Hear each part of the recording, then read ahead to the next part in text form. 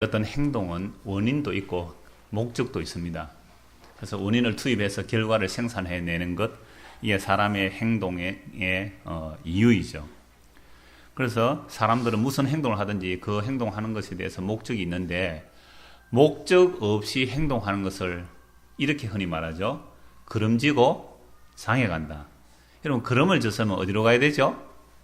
논으로 가든지 밭으로 가야 되는데 그름지고 장에 가면 안 되잖아요. 근데 왜 그름지고 장에 갔을까요? 뭔가 홀려서 갔겠죠. 장의 매력 때문에. 장에서 무슨 소리가 나서 걸로 갔든지 끌려갈 수 있을 것입니다. 그럼 오늘 저와 여러분이 한번 물어보죠. 우리가 오늘 교회를 이렇게 성경을 들고 이렇게 교회당으로 이렇게 오면 사람들이 우리 보고 어디 간다 그럽니까? 교회 간다 그래요. 교회.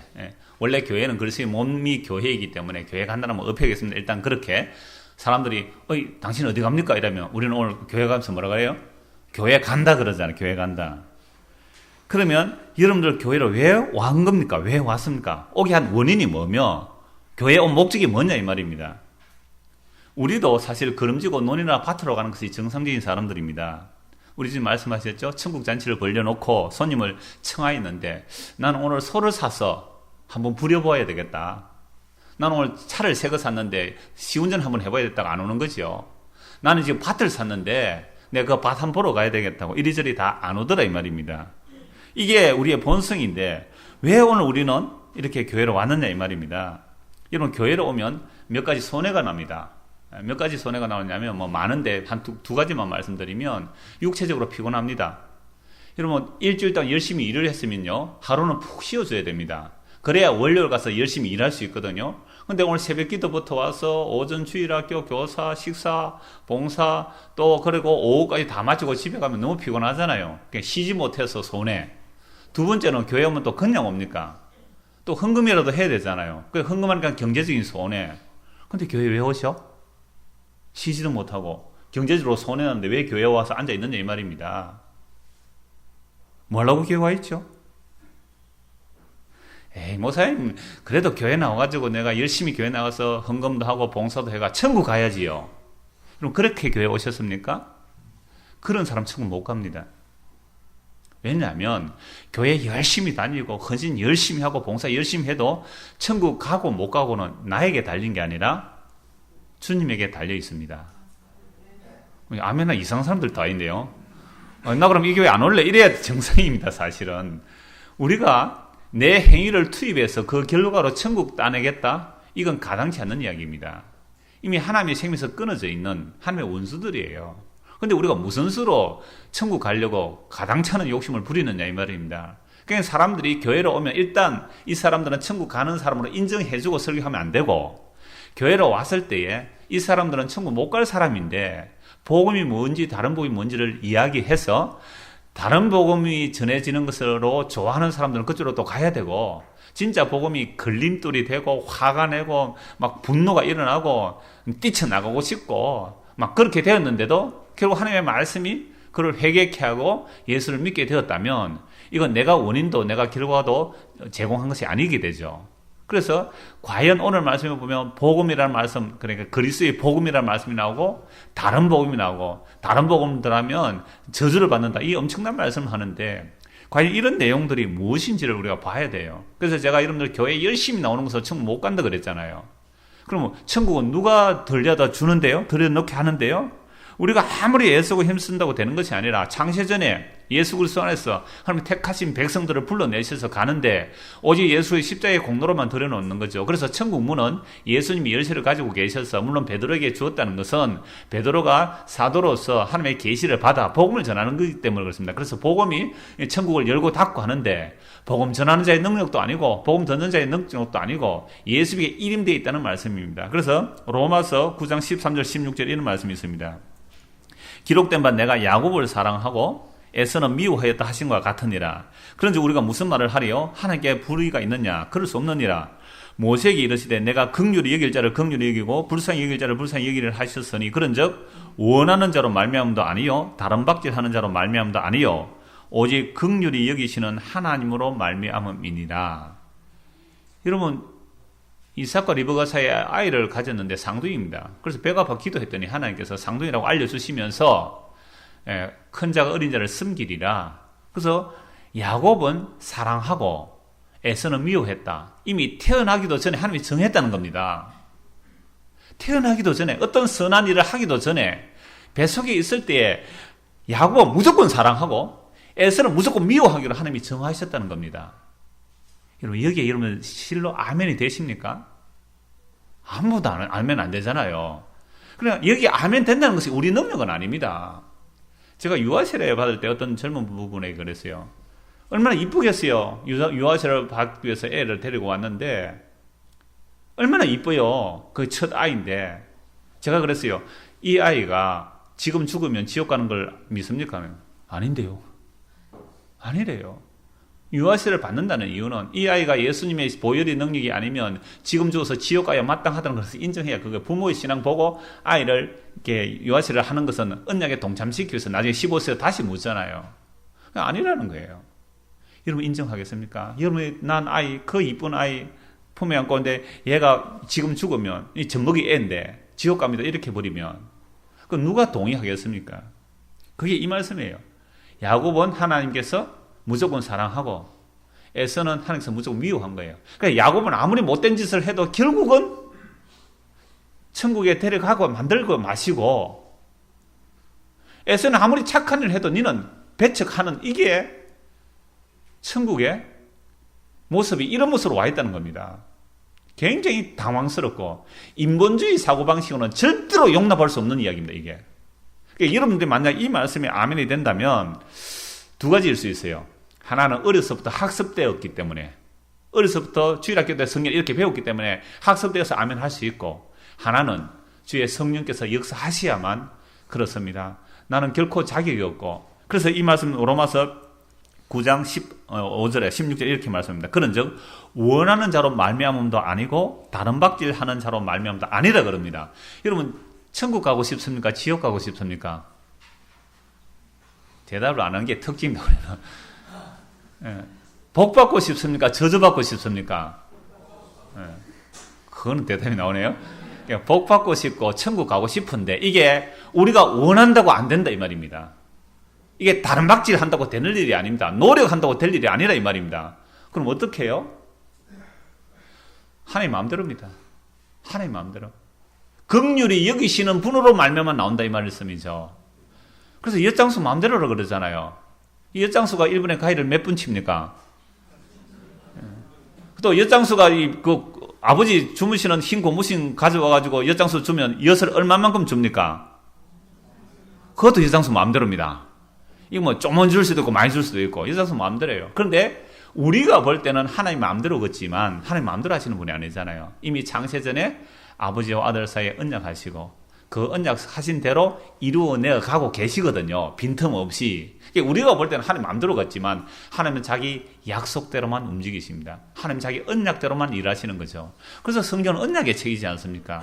구약과 신약. 그래서 성경은 약속을 모르면 성경의 중심을 놓치게 되는 것이고 이 성경의 중심을 놓치면 하나님 중심이 아니라 내 중심이 되어버립니다. 그래서 교회를 오든지 성경을 보든지 자기 중심으로 막 각색하고 왜곡하고 오해하고 그렇게 믿고 다니면서 나는 천국 갈 거야 나는 복 받을 거야 해서 교회에 열심히 헌신충성 봉사 했을지라도 주의 이름으로 귀신도 쫓아내고 주의 이름으로 큰 능력도 행하고 나는 주의 이름으로 이런 일을 했습니다 라고 스펙을 많이 쌓아서 주님 앞에 갔을 때에 주님 오시는 그날에 나는 너를 도무지 알지 못하느라 불법을 행하는 자들아 나를 떠나가라. 얼마든지 그렇게 되죠. 왜요? 그 사람은 성경을 보고 교회를 다녔지만 자기 열심과 자기 다른 박질이었죠. 자기 영광이었죠. 유일하신 하나님께로부터 오는 예수 그리스도의 영광을 구하지 않았다는 사실입니다. 그래서 오늘 저와 여러분이 갈라디아서 말씀을 통하여 이 갈라디아 교회만의 문제가 아니에요. 오늘 우리도 마찬가지입니다. 복음이 뭐며 다른 복음이 뭔가 알아야 돼요. 왜? 내가 복음을 알지 못하면 다른 복음에 속고 있는데 다른 복음에 속고 살았다면 평생을 열심히 자기 딴에는 신앙생활을 했다고 하는데 그건 종교생활이었습니다. 신하고 나와 거래한 것밖에 안 돼요. 그럼 주님 오시는 거는 나는 모르겠다는 겁니다. 그게 저주잖아요. 여러분 복과 저주 나중에 다시 말씀드리겠습니다만은 세상에 말하는 복과 저주 전혀 아니에요. 과연 성경에서 말하는 다른 복음의 저주가 무엇인지 좀 있으면 다시 보겠습니다만 우선 첫째 그럼 복음이 뭔가 6절 말씀 봅시다. 복음이 뭔가 그리스도의 은혜로 너희를 부르신 이게 복음입니다. 우리가 예수님을 믿게 되는 것, 또 제사함을 받는 것, 영원한 생명을 얻는 것, 하나님의 자녀가 되는 것, 하늘의 상속을 기업을 받는 것, 예수님 우리의 신랑이 되는 것, 이 모든 것이 무엇이라고요? 그리스도의 은혜입니다. 인간의 행위, 공로 아니라 이 말입니다. 그래서 바울이 갈라디아 지역에 가서 복음을 전했더니 그들이 복음을 받아들여서 이방인들이, 우리는 율법을 받은 적도 없는 자들이 이방인, 우리도 이방인들 아닙니까? 우리는 양심 곱게 살아왔다 할지라도 양심조차도 우리는 하나님 앞에 화인 맞은 양심이라서 그 의로는 하나님 앞에 의롭다함을 받을 자가 없습니다. 율법으로도 안 돼요. 이방인은 양심으로도 안 됩니다. 오직 예수님의 거저주시는 은혜, 값없이 주시는 그 십자가 보혈의 공로로만 우리가 의롭다함을 받습니다. 예수님의 십자가 보혈의 공로이 완벽합니다. 예수님의 십자가 보혈의 공로를 우리가 믿을 수도 없는데, 예수님께서 십자가에 지시고 내가 다 이루어 놓았으니 너희가 나를 믿어서 나의 이 복을 받아가라, 이렇게 말씀하지 않았습니다. 아무리 그렇게 말씀하셔도 우리는 찾아가서 예수님의 보혈의 공로를 나에게 믿음으로, 내가 믿음으로 수용할 수 있는 믿음이 우리에게는 없습니다. 왜 없습니까? 이미 태어날 때부터 허물과 죄로 죽어서 태어났습니다. 숨쉬고 밥 먹고 산다고 살아있는 게 아닙니다. 생명 없음이에요. 하나님의 생명에서 끊어져 있기 때문에, 허물과 죄로 죽어 있기 때문에 하나님에 대하여 감각 없는 자가 되어 있습니다. 그래서 우리 마음에 하나님 두기를 싫어한다고요. 그래서 하나님 두기를 싫어하는데도 하나님 이신 저신 막 찾아다니는 이유는, 자기가 아까 집사님 기도했잖아요. 하나님도 아니면서 하나님 체하는, 그래서 하나님조차도 자기를 위하여 이용하는 이용물일 뿐이죠. 그런 신들이 다 우상이라는 겁니다. 이런 모습으로 교회에 얼마든지 오죠. 절에를 가거나 성당에 가거나 교회 오거나 이런 마음을 가지고 오는 것, 이게 주님과 아무 상관없는 일이 되는 것입니다. 그래서 주 예수 그리스도의 은혜로 우리를 불러주셨습니다 라는 이 복음, 이 십자가의 복음을 바울 사도가 갈라디아 지역에 전했더니 놀랍게도 믿는 자들이 있었어요. 그렇습니다. 어떤 우리의 행위나 착함이나 선행이나 공로가 아니고 오직 예수님의 그 십자가의 보혈로 우리는 용서를 받고 의롭다함을 받고 영원한 생명을 얻게 됩니다 라고 믿었단 말이에요. 그런데 바울이 다른 지역으로 가서 복음을 전하고 있는 사이에 갈라디아 교회 소식이 들렸습니다. 어떤 유대주의자들이 왔습니다. 이들이 예수를 안 믿는 사람이 아니에요. 유대인으로서 예수를 믿는 사람입니다. 그런 사람들이 와서, 여러분들의 바울이 복음을 전했습니까? 바울 그는 12사도에 들어가지도 않는 사람이고, 또 바울의 그 말, 그거 예수 믿어야 된다는 그거 우리도 인정합니다. 우리도 예수를 믿어야 되지만, 그러나 예수 믿는 것만으로 부족하고 할례를 받아야 됩니다. 그 할례는 율법 이전에 이미 아브라함이 한 할례니까 할례를 받아야 됩니다. 안식을 지켜야 됩니다. 이렇게 율법 조문들을 들고 온 거죠. 여기에 대해서 바울이 뭐라고 말하냐면, 그것이 바로 다른 복음이라고 말씀합니다. 그래서 다른 복음을 말하는 것은 주 예수의 은혜로 부름을 받았다는 은혜를 발로 차는 행위가 됩니다. 그래서 복음은 은혜입니다. 그런데 다른 복음은 은혜 플러스 인간의 행위, 인간의 공로를 보태는 것이 다른 복음이에요. 하나님 50%, 내 50%, 때로는 하나님 99%, 내가 1%라고 할지라도 이것도 행위주가 됩니다. 전적인 은혜입니다. 이게 종교개혁의 원리예요. 마틴 루터나 칼빈이 종교개혁을 할 때 뭘 가지고 개혁을 했습니까? 우리의 구원에 있어서 인간의 행위는 0.01%도 안 됩니다. 우리는 전적으로 타락했기 때문에 오직 전적인 은혜로만 의에 이를 수 있습니다. 오직 예수 그리스도 십자가의 보혈의 공로로만 의롭다함을 받습니다. 이게 복음이었어요. 근데 이 복음이 초대교육 때 전해지다가 교회가 권력과 힘을 가지고 중세 천년 동안 그냥 사라졌습니다. 물론 지하수로는 흐르고 있었겠죠.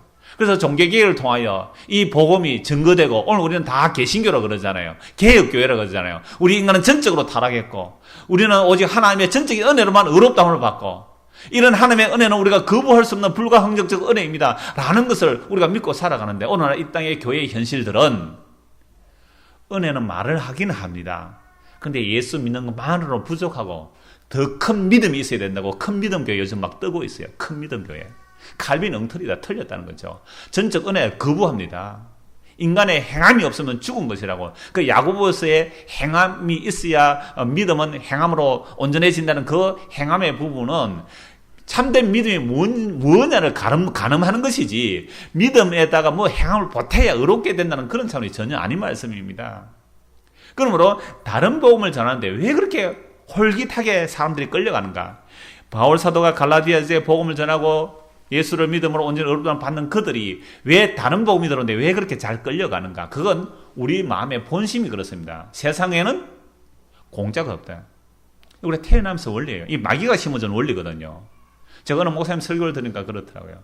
세상에 여러분 절대로 공짜가 없습니다. 여러분 교회도 공짜가 없습니다 하면서 막 심은 대로 거둔다고 막 말씀하면서 전도를 막 강조를 하시던데, 그러면 이 말씀을 해요. 우리가 지불한 대가는 없지만 하나님의 비싼 대가를 지불했다. 그 말씀 맞죠? 하나님이 일방적으로 자기 아들의 희생, 그 하나님의 아들이 바로 창조주가 되세요. 말씀으로 천지를 창조하시고 말씀이 육신이 되어 오신 분이니까 예수님의 희생으로 우리가 의롭다함을 받는 것이 이 거저 주시는 은혜거든요. 이 거저 주시는 은혜를 알지 못하도록 이 세상은 마귀가 다 사람들의 눈을 가리고 있습니다. 이미 선악을 따먹은 아담의 후손들은 인과율에 빠져 있습니다. 내가 원인을 투입해야 결과가 나오는 거죠. 이 세상 사는 원리 아닙니까? 내가 심어야 거두는 거 아닙니까? 이게 세상의 원리예요. 근데 복음의 원리는 나는 심지도 안 했는데 거두는 결과가 나온다 이 말입니다. 원인은 내가 투입 안 했는데 은혜가 우리에게 결과로만 주어지는 거예요. 그래서 하나님의 은혜가 임하게 되면 나는 죄인임을 알게 되고, 왜 예수님의 십자가의 대속이 아니면 나는 지옥 갈 수밖에 없는지를 차후로 알게 되는 거죠. 성령이 임하시면 왜 예수님이 십자가에 죽으신지를 알게 되고 우리의 죄가 무엇인지 알게 되는 거죠. 그래서 오직 은혜에서 은혜입니다. 믿음에서 믿음으로라는 것이죠. 이러한 것들을 구약에서 기름 부음 받은 자들이 예언을 합니다. 구약에서 기름 부음 받은 자, 그게 그리스도인데요. 히브리어로는 메시아죠. 헬라어로는 그리스도입니다. 그러니까 메시아, 그리스도 같은 말로 기름 부음 받은 자라는 뜻인데, 그러면 참된 복음은 무슨 복음이냐 할 때 7절을 봅시다. 다른 복음은 없나니 다만 어떤 사람들이 너희를 교란하여 그리스도의 복음을 변하게 하려 함이라. 그리스도의 복음입니다. 이 그리스도라는 말은 메시아라 그랬죠? 기름 부음 받은 자. 구약에서 기름 부음 받은 자는 왕이나 제사장이나 선지자가 기름 부음을 받습니다. 기름 부음을 받았다고 말할 때 구별시키는 거죠. 그래서 구약의 왕이나 선지자나 제사장들은 다 장차 나타날 참된 기름 부음 받으신 예수 그리스도를 증거하기 위해서 그들은 역할하는 모델들이에요. 그래서 아주 훌륭했다는 왕, 다윗 왕조차도 참된 기름 부음 받은 자가 되지 못함을 그의 간음과 그의 살인을 통하여 보여주고, 나 같은 자도 용서해 주실 진짜 그리스도를 바라보는 것, 그게 하나님께서 다윗에게 언약하신 언약의 내용이죠. 그래서 아브라함과 다윗에게 약속하신 예수 그리스도에 오셔서 예수 그리스도의 십자가에 죽으신만이 다윗도 용서해 주시고 아브라함도 용서해 주시는 분임을 그리스도의 영이 구약의 선지자들에게 들어가서, 구약의 다윗 왕에게 들어가서, 구약의 모세에게 들어가서, 노아에게 들어가서 그렇게 언약을 하게 하신 거예요. 그게 베드로전서 1장 10절 12절에 이런 말씀이 있습니다. 이 구원, 즉 그리스도의 복음으로만 구원하여 내시는 이 구원에 대하여 너희에게 임할 은혜를 예언하던 선지자들이, 그래서 구약의 모든 선지자들이 우리에게 임할 은혜를 예언했다. 은혜가 뭐라 그랬죠? 갈라디아서 1장 6절에 그리스도의 은혜로 부르시니, 이 은혜를 구약의 선지자들이 연구하고 부지런히 살폈는데 자기 속에 계신 그리스도의 영이 그 받으실 고난과 후에 받으실 영광을 미리 정언하여 누구를 또는 어떠한 때를 지시하는지 상고하니라. 그래서 그리스도가 오셔서 고난을 받으시고 부활의 영광을 입으시고 그게 누구인지 어떤 때인지 다 선지자들이 예언해 놓았다면 그게 구약이에요. 그래서 구약 전체는 장차 오실 그리스도, 장차 오실 메시아를 예언한 것입니다. 구약에서 이거 놓쳐버리면 그게 성전을 이야기하든지 성막을 얘기하든지 뭐 안식을 이야기하고 11절을 얘기하든지 뭘 하든지 간에 오실 그리스도를 보여주지 못하는 것이라면 중심을 놓쳐버렸습니다. 그래서 구약에 오실 그리스도를 은혜로 임하여 그들에게 그리스도의 영이 임하여 그 고난과 영광을 증거하였습니다. 이 섬긴 바가 자기를 위한 것이 아니요 너희를 위한 것임이 계시로 알게 되었으니, 그래서 아브라함과 이삭과 야곱들이 다 오늘 이방인인 우리까지도, 예수 믿는 우리들까지도 우리를 위해서 그렇게 알게 해놓았다는 거죠. 이것은 하늘로부터 보내신 성령을 힘입어 복음을 전하는 자들로 이제 너에게 알린 것이요 천사들도 살펴보기를 원한 것이라. 오늘 저와 여러분이 그냥 엄마가 오늘 고등부 시간에 그랬습니다. 여러분 교회 왜 옵니까? 엄마가 가르쳤어요. 좋다. 엄마가 가락해서 온 걸 안다, 내가. 그런데 요거는 알고 있어라. 예수님 안 믿으면 지옥 간다. 그래서 그 말씀이 심어져 있다가 어느 때 순간에 주의 성령께서 역사하시면 진짜로 나는 저주받아 마땅한 죄인데 예수님의 십자가로만 용서받는다는 거 그거 알게 된다면 그 성령께서 너희들을 깨우쳐 주시고 알려주신 것이다. 내가 그 말을 했습니다. 그러니까 여러분들 자녀들이 믿음 좋다고 생각하지 마시고 교회당에 보내서 천국 가야지 꿈에도 생각하지 마시고 날마다 자녀를 위해서 기도하십시오. 울며 기도하십시오. 우리의 자녀가 진짜 하나님의 저주가 아니라 하나님의 복을 받기를 원합니다. 그 저주는 결국 나중에 결론적으로 말씀드리겠습니다만은 세상에서 실패하는 게 저주가 아니에요. 저주는 복음도 듣지 못하고 복음을 믿지 못하는 그게 저주예요. 예수 그리스도 끊어지는 그게 저주죠. 세상에서 죽는 거야 다 죽는데요. 재벌 회장이라고 안 죽습니까? 의사라고 안 죽습니까? 건강한 자라고 안 죽습니까? 다 죽는데요. 죽는 게 끝이 아니라 이 말입니다. 죽은 자를 다 심판하세요.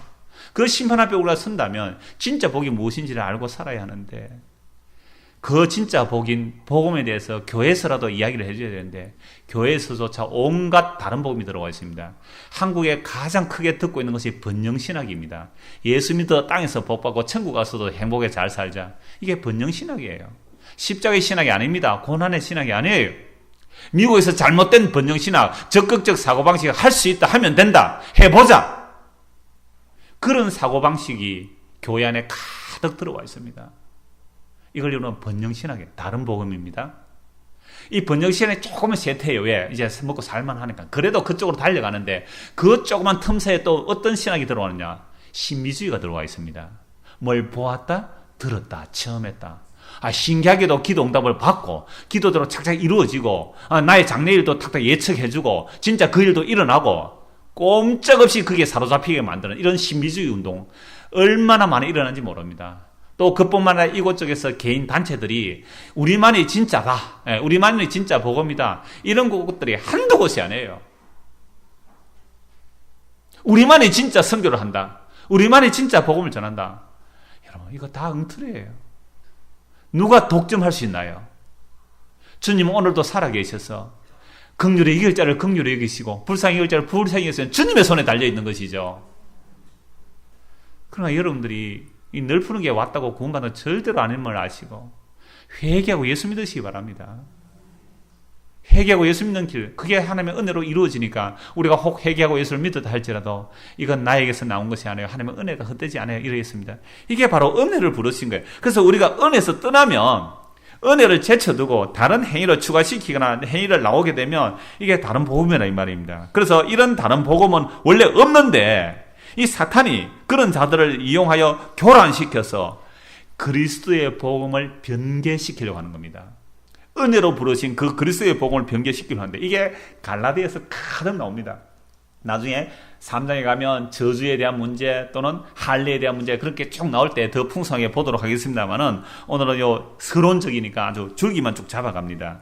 그래서 복음은 뭐라고 했어요? 정리 한번 합시다. 복음은 뭐라고요? 예수님의 은혜로 불러내셨다. 그러니까 우리가 부름을 받고 예수를 믿고 죄가 뭔지 알고 죄 용서 예수님의 십자가로 이루어졌다는 것은 전부 다 뭐라고요? 은혜예요.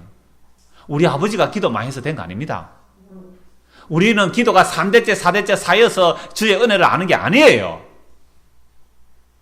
어떤 분이 빛과 소금 저에게 주시더라고요. 빛과 소금을 제가 쭉 보니까 어떤 신앙의 집안 얘기를 쭉 하면서 신앙의 명문가래. 신앙의 명문가. 세상에 신앙의 명문가래요. 왜 명문가? 목사가 몇 명이 나왔고 선교사가 몇 명이 나왔고 뭐 음악가가 몇 명이 나오고 그러면 신앙의 명문가예요. 서울에는 어떤 경기도의 어떤 목사님도 그러시더라고요. 신앙의 명문가. 그럼 목사 많이 나오고 선교사 많이 나오고 뭐 의사 많이 나오고 그러면 신앙의 명문가예요. 여러분 도가니의 그 범죄자도 장로였습니다. 그 장로를 축복해준 사람이 목사였어요. 그게 명문가예요?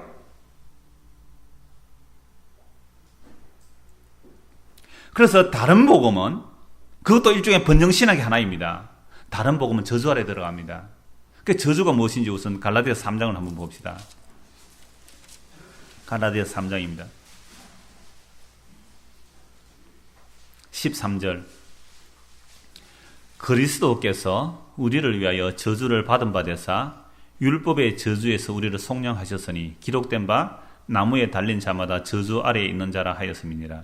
이 나무에 달린 자마다 저주 아래에 있다는 이 말씀이 신명기 27장 26절에 율법의 말씀입니다. 그래서 유대인들은 예수님이 어디에 달려 죽었습니까? 나무에 달려 죽었잖아요. 그래서 나무에 달려 죽었으니까 절대로 무엇은 아니다? 메시아가 아니다. 왜? 메시아가 어떻게 저주받아 죽을 수 있느냐? 나는 못 믿겠다. 그 사랑받던 제자들조차도 그 십자가 앞에서는 저주하고 맹세하고 부인하고 돌았었습니다. 그 십자가가 저주받아 죽은 죽음인데 율법 아는 사람들이에요. 율법 외우는 사람들 아닙니까? 에이, 저주받아 죽었네. 근데 그 십자가에서라도 만약에 벌떡 살아서 일어나 버리면 그 현장에서 메시아라고 믿어주겠다고 마지막 일말의 기대를 가지고 십자가 앞에 왔는데 멀리서 따라간 사람들. 그래서 밑에 있는 사람은 조롱하잖아요. 네가 메시아라고? 뭐 엘리야를 부르냐? 그러지 말고 네가 한번 살아나와 봐라. 그러면 믿어줄게라고 했습니다. 그 양쪽 강도 중에 한 강도도 그랬습니다. 네가 메시아라면 우리 한번 구원해봐라. 너도 구원하고 우리도 구원해봐라. 너도 구원하지 못하고 십자가에서 저주받아 죽어가는 주제에 네가 메시아라고? 웃기지 마라. 그게 침 받고 돌아선 거예요. 나의 하나님 어찌하여 나를 버리시나이까? 철저히 버림받음. 하나님의 외면하심. 그게 3일 동안입니다. 그 저주받음, 그 끊어짐, 그 죽음, 그 죽음에 들어감. 저주받아 죽음에 들어간 그 십자가를 바라보고 나의 구원입니다. 나의 주십니다. 이거 누가 말할 수 있어요? 놀랍게도 이방인 로마의 백부장이 이는 실로 하나님의 아들이라고 이방인이 믿게 되는 거예요. 그 이방인이 믿게 된 것은 왜 믿었어요? 하나님 은혜죠. 한쪽 강도는 그랬습니다. 야 이놈아, 니나 나나 우리 죄 때문에 죽지만 이분은 자기 죄가 아니다. 주여 나를 불쌍히 여기소서. 오늘 네가 나와 함께 낙원에 이르리라. 우리 인생은요, 온 인류는 60이 넘는 인구가 딱 두 종류뿐입니다. 강도의 그 예수님 좌우에 달린 강도예요. 다 강도잖아요. 강도 아닌 사람이 누가 있습니까? 다 강도인데 왜 강도? 나 강도 아닌데요. 주님의 것을 내 것이라고 살잖아요. 언제 여러분의 모든 것을 내 몸이 주님의 것이라고 고백하면서 살았습니까? 언제 내 재산을 이건 다 주님 것입니다 고백하면서 살았습니까? 그렇게 실천하면서 살았습니까? 내 자식 내 것이라고 살았지 언제 주님 것이라고 인정하면서 살았나요? 전부 강도요, 도둑놈이죠. 아닌 자가 아무도 없습니다. 저 자신 마찬가지예요. 내 친척, 본토, 아비, 집, 부모와 처자식 나보다 더 사람 합당치 않다. 근데 예수님이 나와서 뭘 구하고 있습니까? 지난주에도 말씀드렸잖아요. 우리가 지옥을 향해 달려가는 자동차 큰 트럭인데 거기다 짐을 가득 실었어요. 내 인생의 성공을 향하여 돈도 싫고 명예도 싫고 부도 싫고 거기다가 싫고 좋은 거 싫다고 보니까 종교라는 기독교라는 종교도 싫어보고 옛날에 불교이던데 불교보다는 기독교가 좋겠다 싶어서 왜 기독교가 좋은가 싶어서 보니까 장례식장에 가니까 불교는 너무너무 복잡하고 어렵고 돈만 많이 들어요. 기독교는 너무 간단해. 제사 하나도 안 드려도 돼. 돈이 얼마나 법니까? 야, 저거 힘 안 들어서 좋고 돈 안 들어서 좋겠다. 나도 기독교 다녀야지. 이런 사람 없는 줄 아세요? 그러니까 결국은 교회 나와도 안 나와도 우리는 다 강도로 사는 거예요. 주님 것을 내 것이라고 고집하면 그래 살았잖아요. 그런 강도이기 때문에 우리는 주님 앞에 할 말이 그것뿐이에요. 나나 너나 저주받아 이렇게 죽어 마땅한데 이분은 죄가 없으신 분이다. 그럼 왜 이분이 저주를 받아 죽으셨는가? 13절 다시 봅시다. 그리스도께서 우리를 위하여, 누구를 위하여요? 우리를 위하여, 우리를 위하여 저주를 대신 받으신 거예요. 이사야 53장에 그 고난받는 종이 대신 저주를 받으신 겁니다. 죄 없으신 분이 대신 저주 받으신 거예요. 그래서 죄를 알지도 못하는, 고린도서 5장에 나옵니다. 죄를 알지도 못하는 분을 하나님이 아예 죄로 삼아버리시고 그를 십자가에 내어주시고 자기 백성을 그리스도 안에서 의롭다 하시기 위하여 예수님이 십자가에 내어주신 바 됐어요. 그래서 예수님의 십자가의 저주는 바로 저와 여러분의 저주를 대신 담당하신 저주입니다. 그래서 하나님께 끊어졌어요. 그 끊어지고 저주받고 영원한 심판에 들어가야 할 자가 저와 여러분이 아닙니까? 근데 놀랍게도 하나님의 모든 언약을 그 예수 그리스도의 십자가에서 다 이루었다 하셨잖아요. 뭘 다 이루었어요? 다 이루기는 하나님의 약속을 다 이루어내셨고 하나님의 저주를 다 이루어내시고 하나님의 심판을 다 이루어내시고 그래서 하나님의 공의가 그 안에서 다 이루어진 겁니다.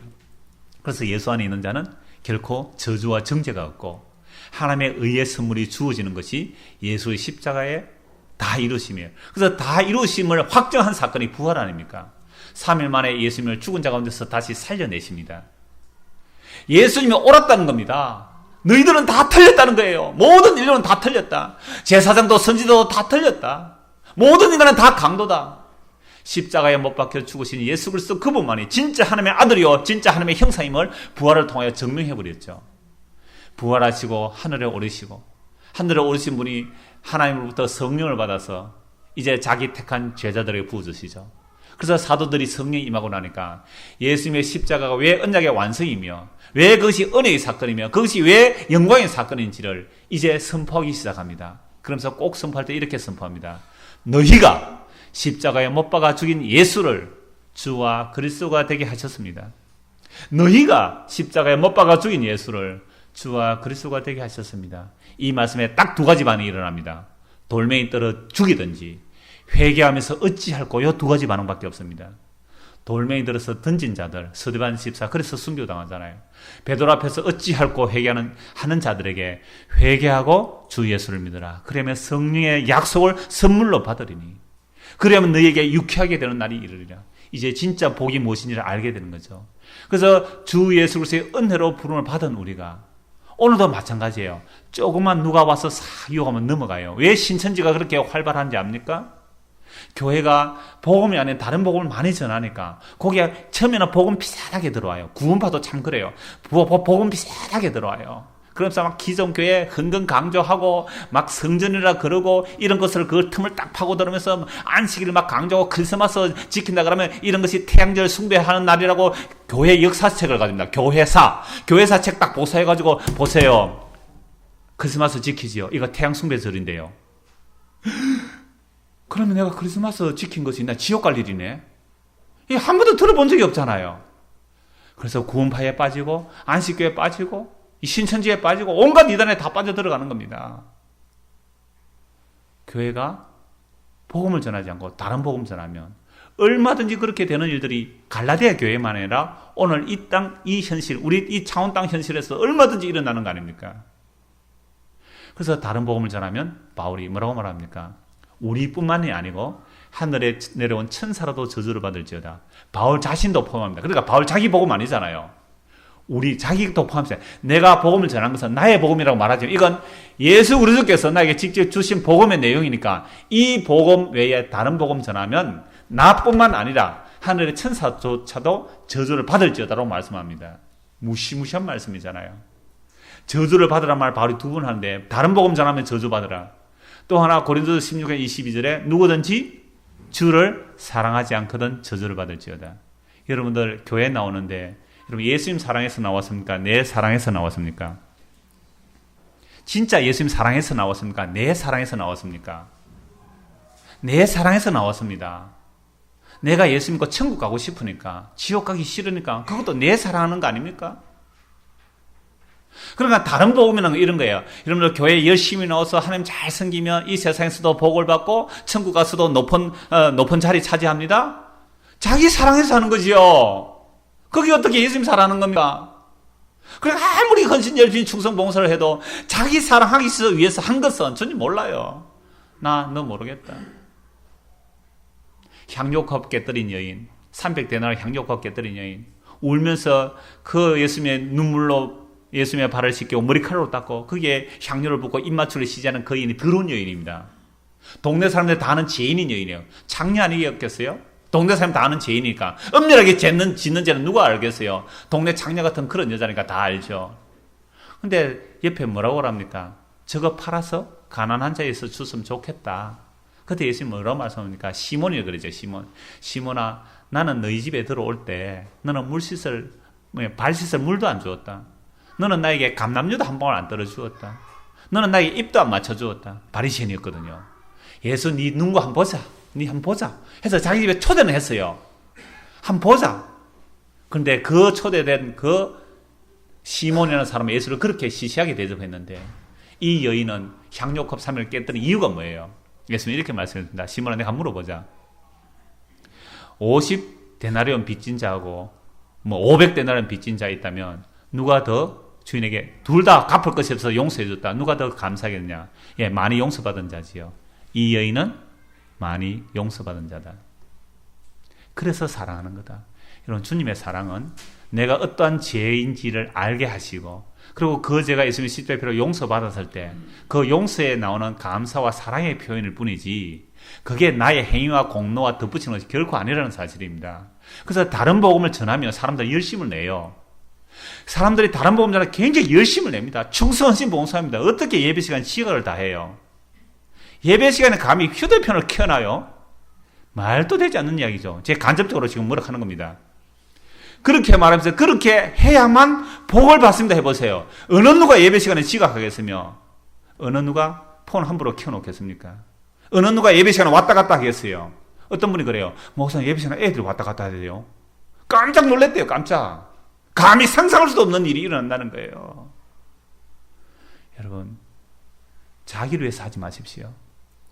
정말 용서받은 자는 예수님 사랑 때문에 만나고 싶고, 말씀이 갈급하고, 더 듣고 싶고, 주님의 그 복음의 내용이 좋아서 와야지, 억지로 마지못해 직분 때문에, 눈치 때문에, 오래된 습관 때문에 그냥 집에서 쉬시는 게 낫습니다.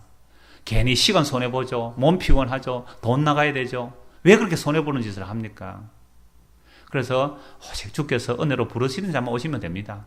은혜가 갈급해서 함께 나나 여러분이나 똑같아요. 우리 다 죄인 아닙니까? 저나 여러분이나 이런 죄인이 오직 예수님의 십자가의 피로 용서받고 삽니다. 그래서 우리는 다시 오실 주님을 기다립니다. 이게 기쁨의 소식으로 되면 되죠. 그래서 바울이 뭐라고 합니까? 10절에 내가 사람을 좋게 안 한다고요. 사람을 좋게 안 한다. 사람을 이제 내가 사람들에게 좋게 하랴, 하나님께 좋게 하랴, 사람들에게 기쁨을 구하랴. 내가 지금까지 사람들의 기쁨을 구하였다면 그리스도의 종이 아니니라. 제가 방금 말씀하신 거 여러분 굉장히 걸림돌이 될 거예요. 그러나 사람 좋게 한다고 그리스도의 종은 아니에요.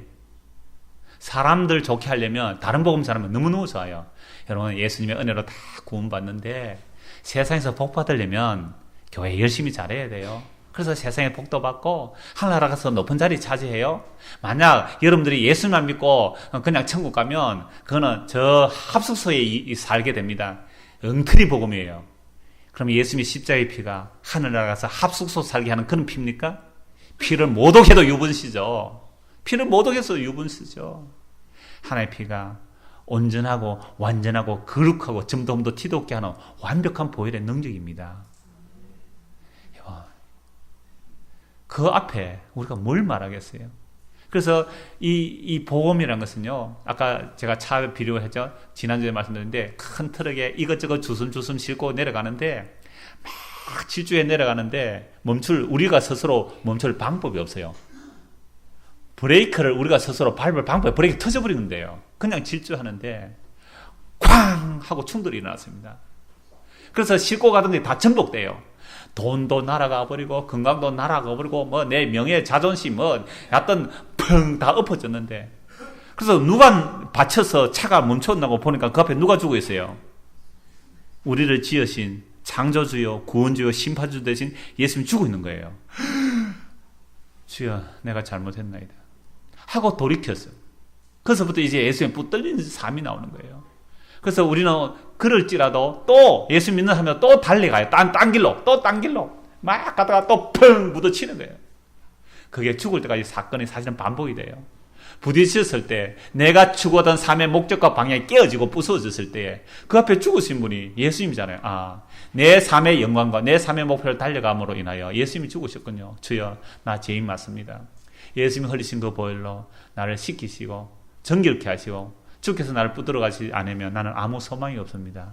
이게 복음의 내용이고, 이 복음을 듣고 믿는 것은 전하는 자의 능력도 받는 자의 능력도 아니라 오늘도 살아계신 우리 주님께서 십자가에서 하신 그 보혈의 능력을 가지고 성령을 통하여 저와 여러분에게 지금 증거하고 계시니까 그게 은혜로 믿어지는 거죠. 그래서 복음은 은혜에서 은혜로 가는 겁니다. 이 은혜가 저와 여러분의 삶을 지배하기를 소원합니다. 기도하겠습니다. 하나님 아버지, 우리의 삶의 목적과 방향을 쫓아 달려가면서 그저 하나님 예수님 성령님을 불렀지만 내가 신이 된 자리로 달려갔을 때에 예수님이 우리 앞에 오셔서 가로막으셨습니다. 그래서 우리는 예수님 앞에 부딪혔습니다. 십자가에서 부딪혀서 살펴보니 나는 살았고 예수님이 죽어 계셨습니다. 그 죽으신 분이 그 피를 가지고 우리를 다시 죽이시면서 천국으로 데려가는 이 복음의 길이 어떻게 사람의 힘과 능력으로 되겠습니까? 주님과 동행하여 가는 걸음, 주님께 붙들려 가는 걸음이 이제는 기쁨이 되게 하시고 감사가 되게 하시고 함께 손잡고 가는 그 동행이 찬송이 되는 성도의 삶이 되도록 은혜를 베풀어 주옵소서. 예수 그리스도 이름 받들어 기도드리옵나이다. 아멘.